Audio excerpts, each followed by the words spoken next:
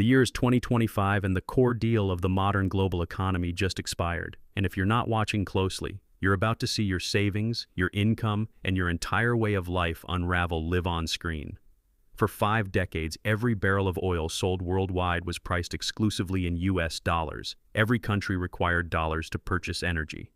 That manufactured constant demand for American currency, turning the United States into the dominant power on Earth, despite producing little and owing nearly everyone everything they consume today. But that structure just broke, and the media refuses to explain. Your politicians are staying silent. If you actually understood what's unfolding, you'd realize the country you grew up in no longer exists. The Petrodollar agreement ends in 2025, and when it ends, the dollar's global dominance ends with it. Most people won't notice until it's irreversible. But the smart money already repositioned. They moved into gold, farmland, and assets outside the dollar system. They learned the same lesson every empire learns after debasing its currency. Money only holds value as long as others believe in it. And that belief is cracking right now. To understand why, you have to go back. This didn't begin in 2025. It began in 1971. On August 15, 1971, Richard Nixon went on television and closed the gold window. Translation: the dollar was no longer backed by gold. It became paper, a promise. And Nixon's team knew that was dangerous. If money is just paper, why would anyone accept it? Why would foreign governments hold it? Why would global trade rely on it at all? The answer arrived 3 years later. In 1974, Henry Kissinger struck a deal with Saudi Arabia. Simple, brilliant, ruthless. Saudi Arabia agreed to sell oil only for US dollars. No euros, no yen, no gold, just dollars. In return, the US guaranteed military protection and weapons. That deal spread through OPEC, Venezuela, Nigeria, Kuwait, the UAE, oil for dollars, dollars for oil. For the first time in history, demand for a currency was engineered. If Japan needed energy, it needed dollars first. If Germany needed fuel, dollars. If China wanted factories, dollars. This allowed the US to print endlessly, run massive deficits, and accumulate debt without punishment. Inflation was exported. Goods were imported. Others paid the price. For 50 years, it worked. The dollar ruled not because of strength, but because of oil. Central banks held dollars. They bought treasuries. America borrowed cheaply because the world had no alternative. But there was an expiration date, and we just crossed it. In 2023, Saudi Arabia quietly refused to renew the agreement. No headlines, no warnings, no public debate. Most Americans never noticed. But inside central banks and financial institutions, everyone did. Because the foundation didn't shake, it cracked. Once a currency system built on confidence starts to fracture, the breakdown speeds up fast. Saudi Arabia understands this. They're not naive. They've been preparing for years. They've diversified partners, deepened ties with China, Russia, and India, and stepped away from singular dependence on the US. In 2023, Saudi Arabia formally aligned with BRICS, an economic bloc created explicitly to weaken dollar dominance. They're now accepting yuan for oil sold to China. They're discussing rupee settlements with India.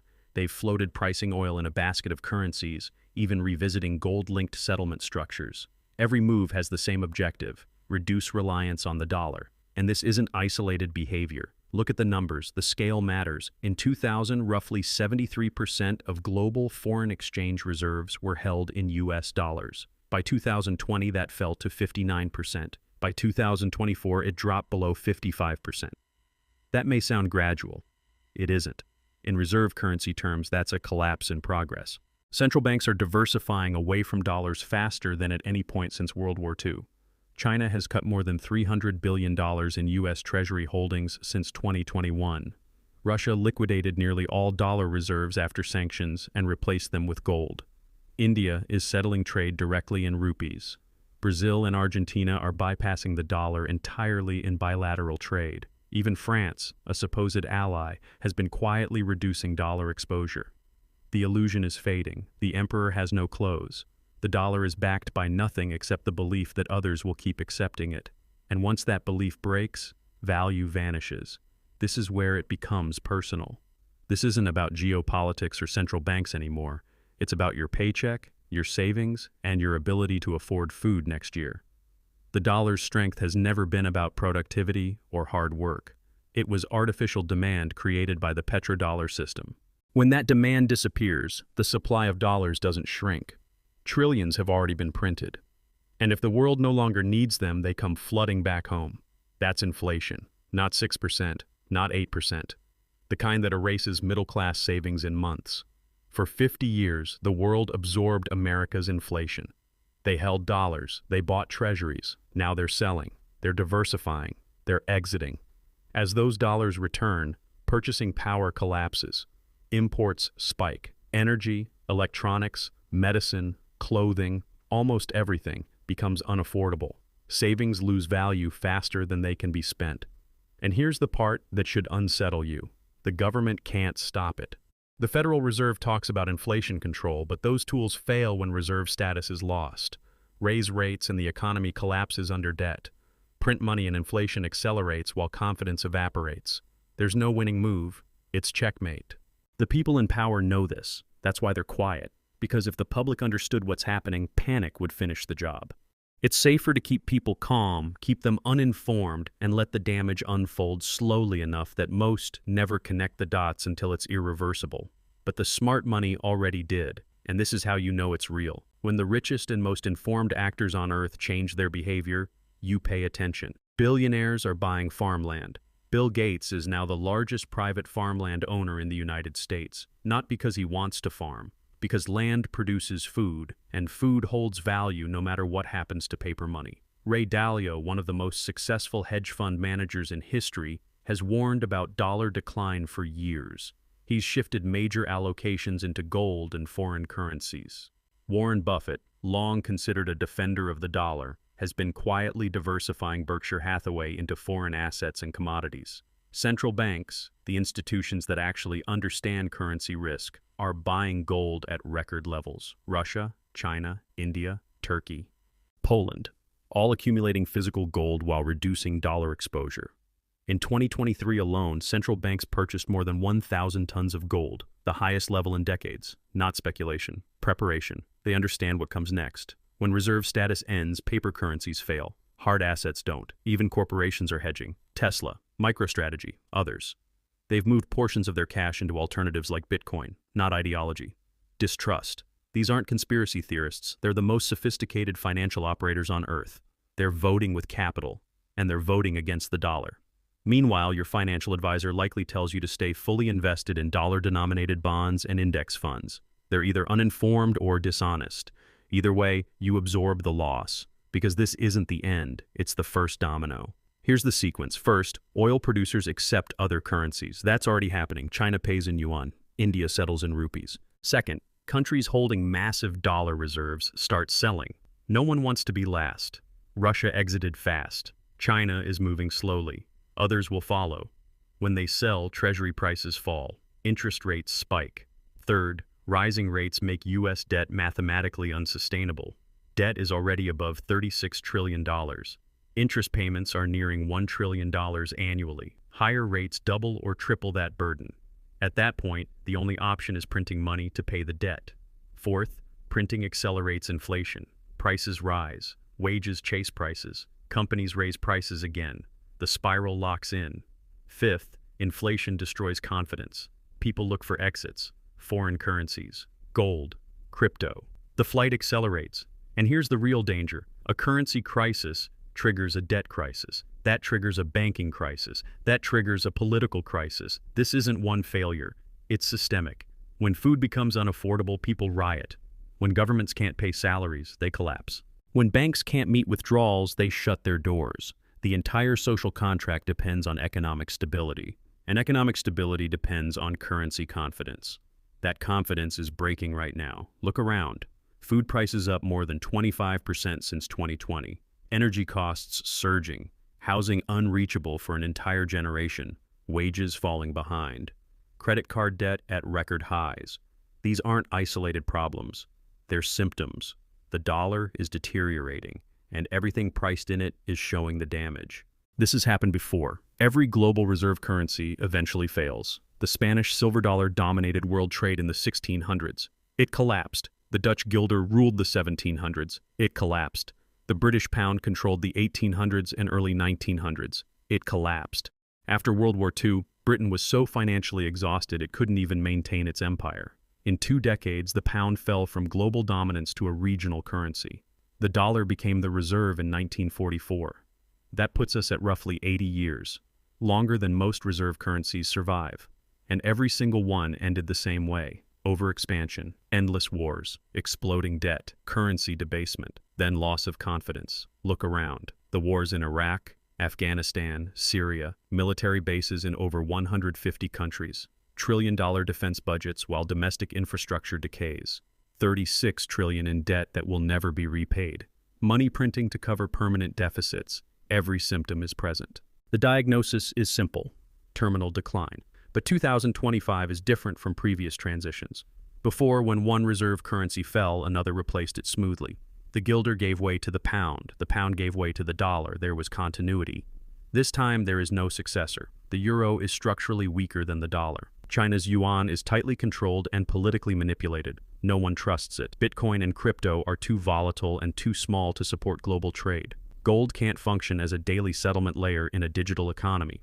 We're entering a world with no dominant reserve currency. That's a multipolar currency system, and it's unstable. Exchange rates swing violently. Trade becomes expensive. Trust erodes. Countries demand payment in their own currencies or revert to barter. Global trade contracts, supply chains fracture. This isn't a transition, it's a breakdown, and it happens faster than people expect. Currency crises don't take decades. They accelerate. Venezuela went from stable to hyperinflation in 5 years. Turkey lost over 80% of its currency value in a decade. Argentina has collapsed so many times it's no longer news. These aren't fringe states. Turkey is a G20 economy. Once confidence broke, they couldn't stop it. America is larger, yes. More resources, more military power, stronger institutions, but also more debt, more reliance on imports, and a population unprepared for scarcity. When it hits here, it won't be gradual. It will be a stampede. Everyone will try to exit dollars at once, and there won't be enough exits. The government will respond the same way every failing state does. Capital controls, restrictions on moving money abroad, forced purchases of treasury bonds inside retirement accounts, gold restrictions like 1933, a digital dollar designed for surveillance and control, every transaction tracked, every purchase permitted or denied. This isn't paranoia, it's precedent. When currencies fail, governments don't loosen control, they tighten it, because allowing escape means admitting collapse, and governments never admit collapse until it's too late. By the time they do, your money is already trapped, your retirement account is already damaged, your savings already hollowed out, and you'll be told it's for stability, for security, for the greater good. In reality, it's just buying time while the ship sinks. So what do? First, recognize that normalcy bias is lethal, the belief that things will return to normal, that authorities will fix it, that someone else will save you. That belief destroys people in every collapse. This isn't fixable. The math doesn't work. The debt can't be repaid. The system is terminal. Accept that. Second, don't anchor everything to a single currency. History shows that people survive currency collapse by holding assets that retain value. Real estate, commodities, foreign currencies, precious metals, productive assets like businesses or farmland. Things that matter regardless of what paper money does. Third, reduce fragility, lower debt, increase flexibility. Inflation can erase debt, but only if you survive the chaos first. Lose income, lose access to credit, and debt becomes a trap, not a hedge. The safest position is simple. Minimal debt, maximum flexibility. Skills that move with you. Next comes something most people ignore: community. When systems fail, individuals don't survive alone, they survive together. Family, neighbors, local networks. These relationships matter more than any portfolio when institutions stop working. And finally, education. Everything you've heard here is verifiable. The petrodollar history, reserve currency cycles, the acceleration of de-dollarization. None of this is hidden. It's public, documented, ignored.